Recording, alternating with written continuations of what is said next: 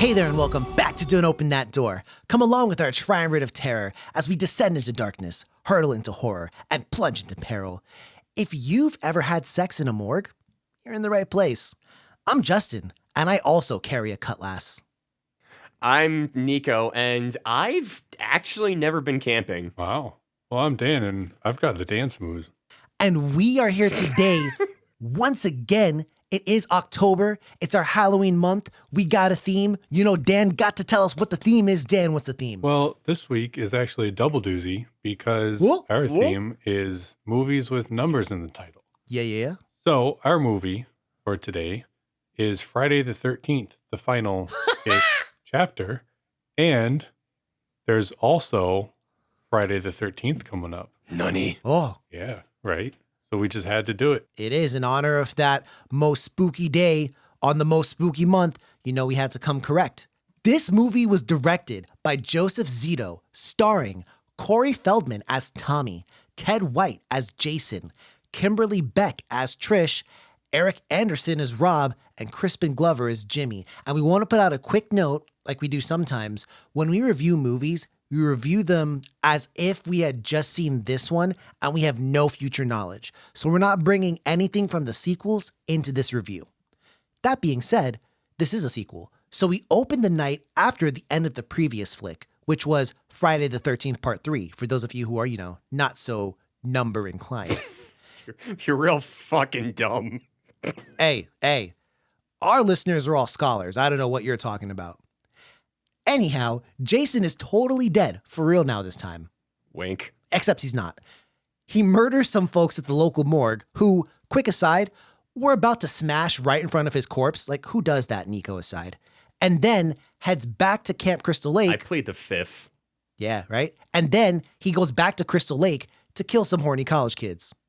Well, as luck would have it, the meat grinder keeps turning and a fresh group of college kids is just arriving at a house near Crystal Lake. And they run into Trish and her little bro Tommy. So tell me, Nico, you morgue fucker you, what happens? Wow. Their new death metal band name calling it. Yep. So, the teens invite Trish to a party at their house, not a morgue, but at their house that same night because they're staying next door to Trish and Tommy. And then the two groups go their separate ways. Trish and Tommy have some car trouble, but they're assisted by Rob, a local camper. Trish and Tommy like Rob, so they take him back to their place and hang out with him for a bit before he leaves. It's a dark and stormy night, but the teens next door start to party. Jason then naturally strikes, because that's his whole fucking steez, and he kills a pair of them that make the mistake of trying to swim in the local lake, which, rookie mistake, you should know better by now. They should, but one person who does know better is Dan. Dan, what happens next? Well, we've thrown a little bit of a twist here because Rob isn't your average camper. As it turns out, he knows that Jason is out there, and he has a cutlass with Jason's name on it. He steps away from his camp for a bit, but Trish wanders into his tent, and the pair have a brief conversation. As it turns out, Rob is the brother of Sandra, one of Jason's victims from back in the second movie, and he believes that Jason is still out there and still killing. So you could say he's Jason victim adjacent. Ah. Whoa! Wow. Well done, Nico with the lyricism. Go ahead and tell me the rest, Nico. Go ahead and tell me what happens next. So, Jason is completely still out there and killing, doing what he does best. He murders the teens in various gruesome ways. He impales one with a spear, gives one of them a meat cleaver to the face, smashes a dude in the bathroom, not like that, and axes one of them a question by giving them an axe to the chest. But there's unfortunately no Riddler iconography, so there's a missed opportunity. But at any rate, while all this is going down, Trish and Rob get the feeling that something is happening, and they run back to Trish's place to check on him, then abruptly abandon him to go next door, leaving him alone and taking the dog. Smart move. Well, Dan, we need to know how this finishes. So what's going on in this movie? How's it really wrap up? Expectedly, Jason actually attacks, and the dog literally runs away by jumping out of a window, which was the most hilarious part of the whole movie. Not really like super dog-like, but I guess it works. Jason gets a hold of Rob's cutlass and kills him with it, and Trish flees back to her house with her brother. Jason attacks yet again, and Tommy pulls a 200 IQ move by shaving his head to look a lot like younger Jason, which confuses the mass murderer. Wait, I thought he was trying to look like his mom. Why would he shave his head? No, he looks like I don't fucking know. He looks like the little kid Jason. Kid Jason, the burnt kid Jason from the newspaper article. I mean, I guess. I don't fucking know. Bro, if he was trying to be Pan Voorhees, he'd come out there with like bazongas. So, Dan, please take it from the top. Jesus Christ. Well, Jason attacks yet again, and Tommy pulls a 200 IQ move by shaving his head and not putting on bazongas to look like a younger. Damn, are you fucking around on the podcast, bro? For the 13th time, please go ahead. Jason attacks yet again, and Tommy pulls a 200 IQ move by shaving his head to look a lot like younger Jason, which confuses the mass murderer. Trish surprise attacks Jason, but she's not really good at that, and Jason attacks her. But that's okay because Tommy picks up the cutlass and gives Jason a good lash, killing him. He then stands over his body and gives him repeated slashes just to make sure he's dead, as you should be doing. For fucking real. The movie ends with Trish embracing her brother as she recovers in the hospital, but Tommy gives the camera an odd look. The end. All right. Finally made well, We fried a little. No. well, with that weak pun having come to an end, let's go ahead and talk about this movie now, shall we? First off, looks. Who am I going to ask first? Me. I'm going first this time. I like the way this movie looks, generally speaking. It's competently shot, although I will say I miss a lot of the first person kind of POV killings that were there in the first movie in particular. I think there were some of those in the second one as well. And also I feel like there's a lot less Jason in this one. At the end he's there, but like when he's killing off the... Because everyone else is Jason the pussy. That's not really a lie, but I feel like he... Even when he's even when he's killing people, I feel like he's off camera a lot of the time. Like one of the twins is just like, "Oh, whatever shall I do?" And then like a fucking spear just flies and like nails her to the house. And I was like, dude, anyone could have thrown that. Anyone could have thrown that spear. I don't even know if it was Jason who killed her. It could have been someone practicing for like a triathlon or something. Yep. And then totally. boom, she just got friendly fired. That totally happened. Unconfirmed if Jason killed her. But aside from that, it looks like a generic horror movie from the time period. I mean, not really much else to say there. But Dan, I know you probably got something to say, so I'll ask Nico first. Nico, how's this one look? That's fair. Is competently shot, like you said. There's not a whole lot to say. I don't really think that someone going into an early Friday movie is necessarily looking for, gorgeous cinematography with sweeping landscapes and stuff. Like you're getting a murder rampage at a lake. Got you. So that's what it looks like. You're not wrong. And Dan, what did you think this murder rampage looked like? Were you a fan? Yeah, I was. I thought the kills looked pretty good and the practical effects looked pretty good. Tom Savini going on doing his thing again. I thought that was pretty cool, and I liked a lot of the masks that Tommy had looked kind of cool, which I'm sure again was Tom Savini there. But I like the part when near the end when Jason gets like a machete to his face, and then like his face slides down the machete. That looked kind of cool. Yeah. That was fucking rad. But overall, yeah, I enjoyed how it looked. Now, in terms of the sounds, I'm going to go first again, and I'm going to say I don't really have too much to comment on. I like the songs that the teens were playing. There was one kind of like rock song they were playing and getting down to, and then they put on some like classical joints to get all kind of like lovey-dovey for like one of the couples. And I was like, okay, fair enough. But I gotta say, Jason's is back. Yeah. Can't have a Jason movie that doesn't have that. That's true. But Dan, I want to know what you thought about the sounds, not Nico. I thought they were good. I mean, I don't like you. I don't really have too much to say here. I think that the audio was good. The score was good and standard 80s. Or was this 80s or is this 90s now? This is 84. Okay, good. Standard 80s slasher for good. That's not a bad thing, but just, it did the job well. Yeah, absolutely. Nico, you got a lot to say about the sound, or are you kind of in the same boat with us? I actually do, believe it or not. I am a big fan, and I hope this continues into the series. I've mentioned this in every review that we've done for the series so far, how these movies have these big sweeping 60s orchestras that seem to be going throughout the movie, and I'm just really happy that that came back into the film for the fourth run at it, I guess. But there's one thing in particular that let me spin y'all a story. So it's a very short story, and it begins and ends like this. I started watching this movie in Spanish. Huh.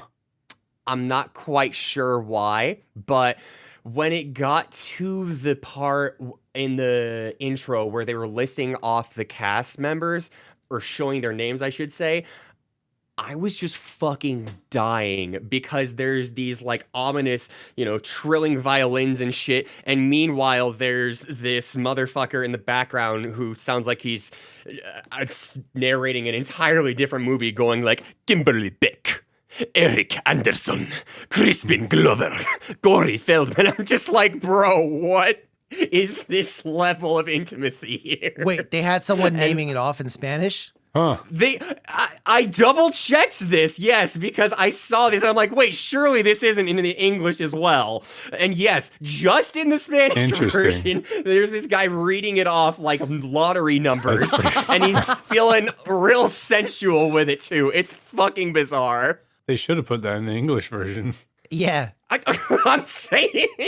Well, it's funny, Nico, that you talked about like the narrator being sensual in the Spanish version, because I ain't gonna lie to you, this movie is mad horny.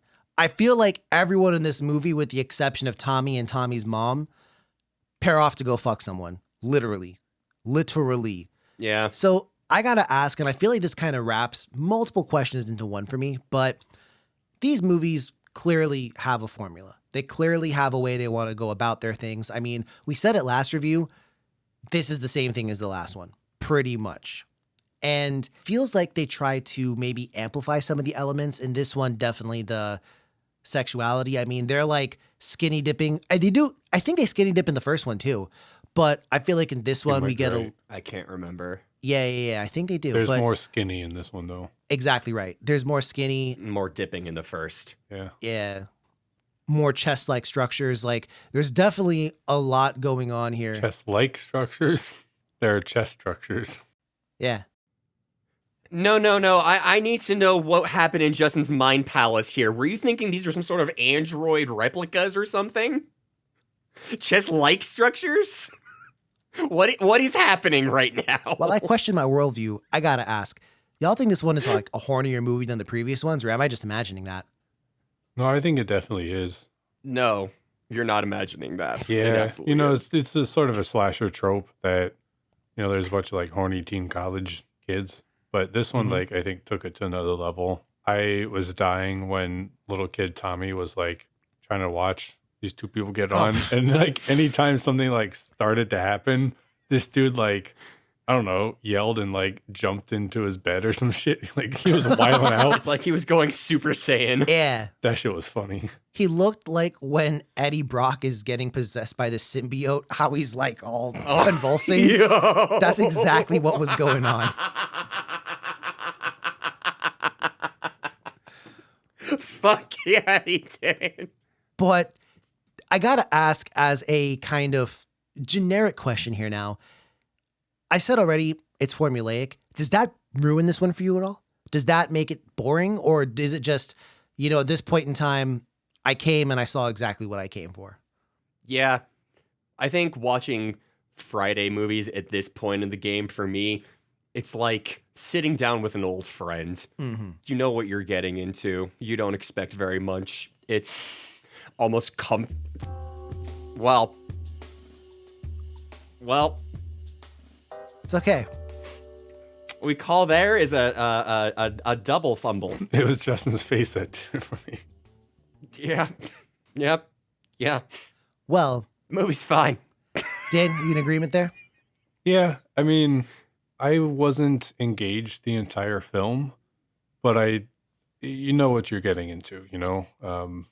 This doesn't start anything new. It doesn't break any boundaries or anything. It follows the same plot and same structure.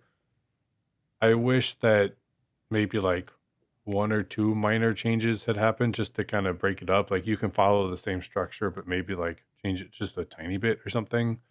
I feel like would have kept me engaged a little bit more. But like Nico said, like you know what you're getting into. There was one moment that was really out of pocket, though, I think. And I have a feeling you're both going to agree with me on this. Y'all remember when they're in the car towards the beginning of the movie? They hadn't gotten to the campsite yet. It's the kids, not Right. Tommy and his mom. And there's two of them in the back, and one of them just goes out loud, very clearly, Oh, yeah. to a car full of people. He just goes, "Man, I'm so horny." Just like, what? Yeah. Yeah. Why would those be the words to exit your mouth in this particular scenario, setting, place, and time, sir?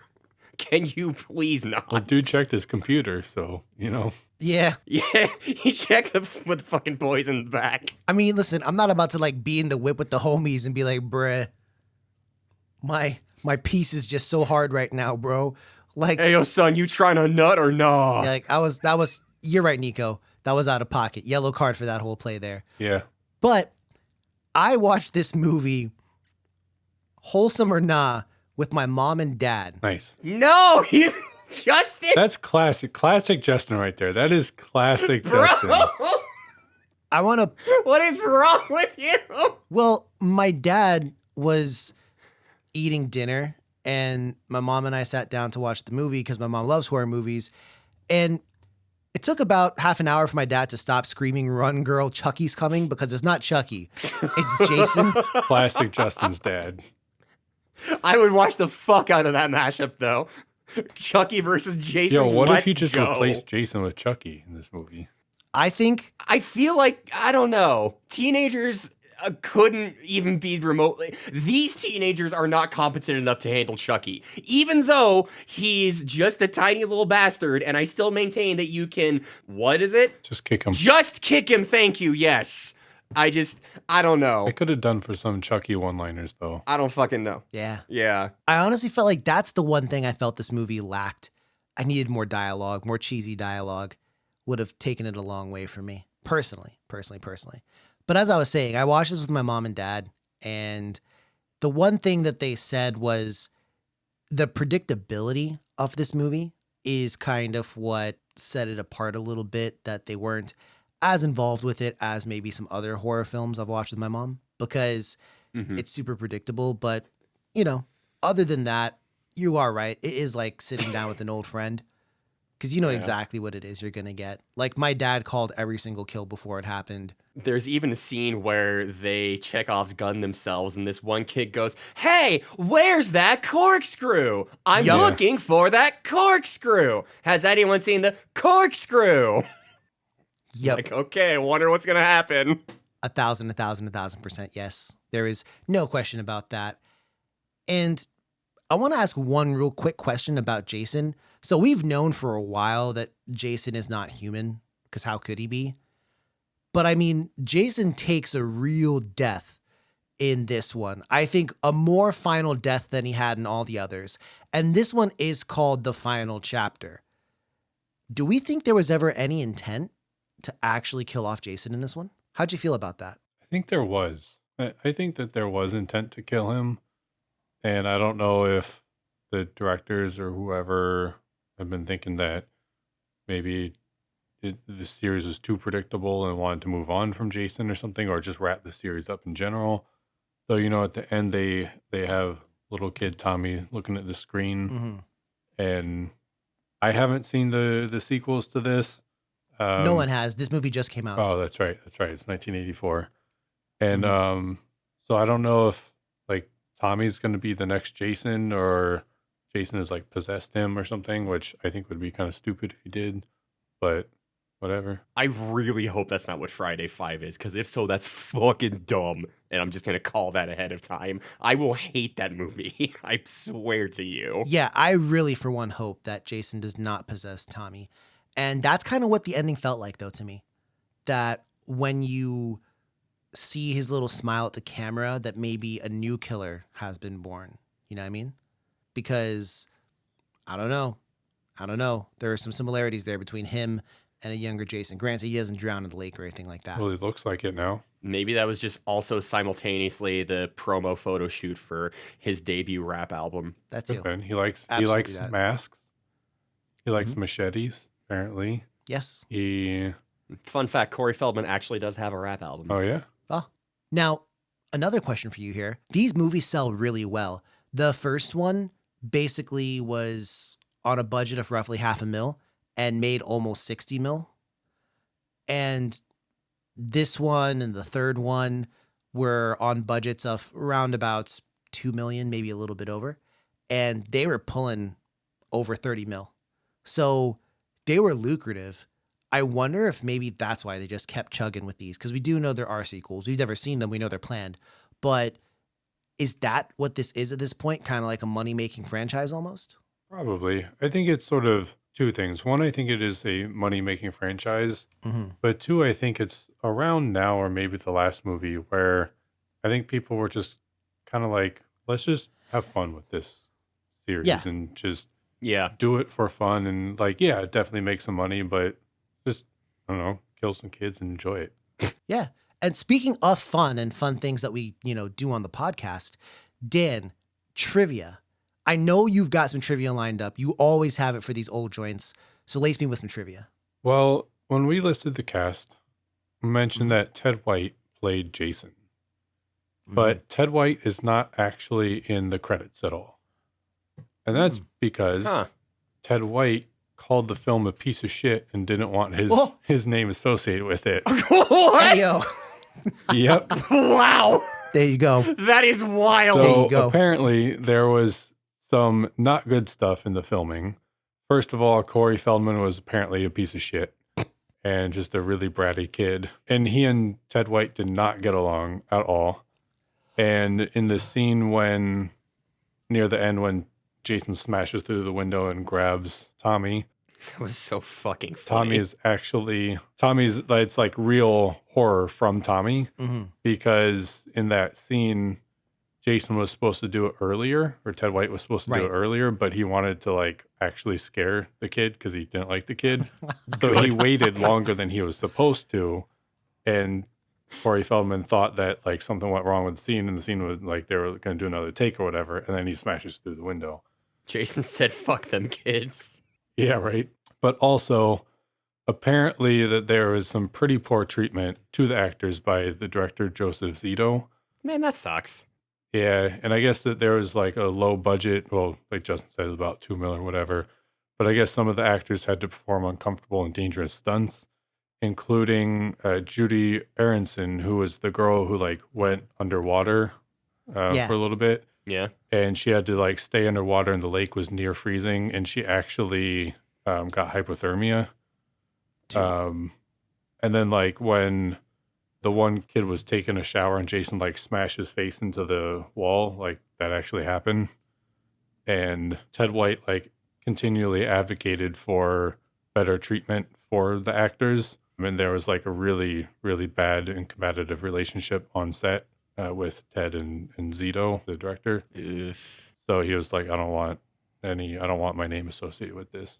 And a lot of people apparently consider him one of, if not the best, Jason. And I believe he was 58 years old at the time. Jeez. And he's currently, oh no, he died Damn. He died October 14th of last year. Rip. Yeah. Damn. He picked the perfect day to do it Whoa, as a fuck you hey, to this franchise. Hey. Totally picked that day. Obviously, he was the one in charge of that. Hey, maybe he was. You don't know. Well, moving on from that one with executive decision. We're gonna real easily transition into the what would you do here. And we've covered Friday the 13th so much. It's always kind of a challenge to come up with, a real quick, easy, what would you do kind of scenario. And I thought of one. If you were, say, somehow you found yourself at Crystal Lake and Jason was coming after you, if you had to kill him and in a way that you know for sure this motherfucker's not coming back, and you are in just a regular cabin that has regular household supplies, so don't tell me you're pulling out like a chainsaw or a machine gun, but like regular household supplies, how are you going to kill Jason to make sure he stays dead this time? Simple. Get the gas going on the oven, wait for him to get inside, run out, toss in a mash, GG. Next horror movie. All right, Nico with the classic gas oven maneuver. Fucking thanks, liberals trying to ban gas and gas stoves. But You know that when Jason comes into my house, I can't protect my family with an electric stovetop there, brother. That's no way, no how. One of those liberal conspiracies they're trying to take away your safety and the protection of your families. them electric stoves ain't gonna work for me, brother. They just really aren't. Well, good job, Nico. Dan, how about you? Well, that would be part 2 of my plan. The first Okay. plan would be I would decapitate him, and Oh. then I would blow him up. See, for me, I feel like it's only one real way to do it. I would dig a big hole, right? Okay. And then, You know, they haven't tried that yet, amazingly. yeah, I would dig a big hole and then kind of lure him because he's going to walk straight into the hole. He's not very smart. He's shown to not be very smart. And then I would pelt real, not a sponsor, but real quick start charcoal little cubes. Briquettes. Yeah, the briquettes into there. And when you use those quick start briquettes, you don't really need to use lighter fluid because those briquettes really can start on their own and they're quick to light and they last long. But I would probably put some kerosene or gasoline on those quick start long lasting Maybe briquettes. even Gasahol. Gasahol. Oh yeah. Gasahol. It's back from Children of the Fucking Corn. But yeah, I would do some of that and I would have me a Jason barbecue. So I like that you mentioned he's not very smart, because you're right, he's not smart, but he does move around at the speed of sound. Because this man That's be true. like killing somebody got in one places to house go. and then move over to the next house within like 30 seconds. He's got to follow his Bro, rainbow, he killed man. somebody, and then like Trish and her brother walked in, and like a minute or two later, he had rearranged all the dead bodies and like hung them up and Oh, shit. yeah. Yeah, he God did. damn, dog. He Marie Kondoed that shit. But this gives bigger credence to the whole Cabin in the Woods movie, right? Because literally, like, yo, like maybe someone's like directing him where to Yeah. go. That's the only way, Yeah. right? It's the And only I way. like that Yeah. after, like, we see one of the bodies hung up like by its wrists, like in the doorway. Mhm. And then it's up there for like a minute or two before he like needs to get out of the door, and he just like smashes down. He's like, get the fuck out of the way. So I want to bring up now the critical review, and I don't know how you guys are going to take this one. So go ahead and tell me, what do you think the critics gave this movie on the good old Rotten Tomatoes, the aggregator we know and love? It's been so long since we've done a Friday movie now that I don't remember how they've been received. So kind of a shot in the dark. Right. I'm gonna guess low and say 35. Okay. I was gonna go low too, and I was gonna say like 27. I was gonna go even lower, and just guess that the critics are like, "Oh, it's the same shit." Urgh. So it's 35 versus 27 on this one. Yeah. Yep. Well, Dan wins. Yes. This has got a 24% Wow. on Rotten Tomatoes. Damn. Jesus. The audience was more sympathetic with the 51%. But as I always say, I don't really care what people think. I care what my people think. So Dan and Nico, tell me the truth now. What would you give this movie? And, of course, shout out your favorite character or favorite scene. I'll go first. I'm going to give this a 72. I had a really good time watching this. I really enjoyed it. I don't remember what my previous ratings of the other Friday movies have been, but I feel like this is the one that I had probably the most fun with, even though it is really just kind of the same thing. I fully realize that. And maybe just for whatever reason, when I was watching this, my just big dumb lizard brain had taken over and my fucking prefrontal cortex was just smothered in dum-dum juice or something. But I really enjoyed this, and I'm not entirely sure why, if I'm honest. But my favorite scene is when the dog is just fucking yeeting himself out the window because his tail is going so fast. You can tell he was having such a good time. He was a very good boy. Dan, how about you? I'm going to give it a 62. It was relatively entertaining, but it was much the same, and I expected much the same. But like Justin mentioned earlier, a lot of the kills, you don't really see Jason perform them. You might just see like the tip of a blade like go through somebody's head or something, which is like kind of cool. But Yeah. at this point, I expect the same kind of movies, but I want to see the cool, creative ways that people get killed. And I wish that there had been more, I don't want to say over the top, but I wish we had seen Jason more, like Jason killing people more. So that was a little disappointing. And I think that's part of what helped or kept me from being engaged as much. But 60, what did I say, 62?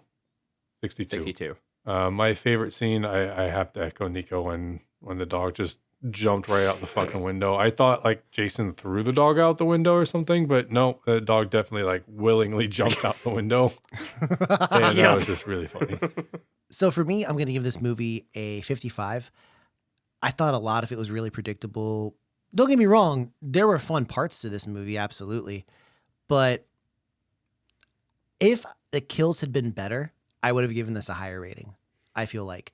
Because if all you're eating is bread and butter, that butter better be grass-fed. And that bread better be fresh-baked. So that is what I think is the difference. But my favorite scene is... So there's a part where they're dancing to music and they put on this like rock music. Yo, Jimmy busts out all the moves, bro. Yeah. Jimmy was going in super duper hard. And I was like, my mom was like, is this how you dance? And I was like, yes, this is how I dance. Quick trivia point to interject. That's actually how he really dances. How Crispin Glover really dances. And on set, he was actually dancing to Back in Black by AC/DC. And then when the film got edited, they changed the music. But that's actually how he dances at clubs. That fucking rules. And if I could give an honorable mention, I'm not going to say who this reminds me of, but Ted just gets like, Ted goes into that night with real high ambitions that he's going to smash, but he doesn't, and he gets rejected. So you know what he does? He lights up and watches some like porno from the year 1855. And he's just having a good old time by himself. Yeah, that was a little sus. So, point of clarification, Ted is one of the teenagers, not Ted White as in Jason. Oh, yeah. That is a good point. That is a good point to make, Dan. Well done. Good point there. Just inexplicably, Jason's chilling in a fucking lazy boy. They all walk around like they don't see him. But I think that's actually a really solid message is, you know what, man? Sometimes you get rejected, and you know what? If you get rejected, fucking vibe out and have fun by yourself, bro. That's just a solid message, I feel like, in life. Watch some good old turn of the century titties. Yeah, exactly. They don't make them like they used to back in the 1800s. I'll tell you that right now. It's because we all have microplastics inside us now. Yeah, exactly right. Exactly. That was like some real I'm going to stop. I'm going to stop right now. Good choice. I was going to go down the whole organic route, and nope. But needless to say... And that's real close to a different word. Organic? It is. Organ? Just keep it going. Organs? Anyways, I'm glad they didn't make him a totally toxic character and that he kind of mellowed out by the end. So I'm glad about that. Yeah. Very glad about that. But it's time for the recommendation. This Friday the 13th, lads, is it going to get a pass from us? I would recommend it. I feel like if you've seen the others, you owe it to yourself to watch, but I also understand it's not really your thing. So, light recommendation. I don't think so. I think there's better ones in the series.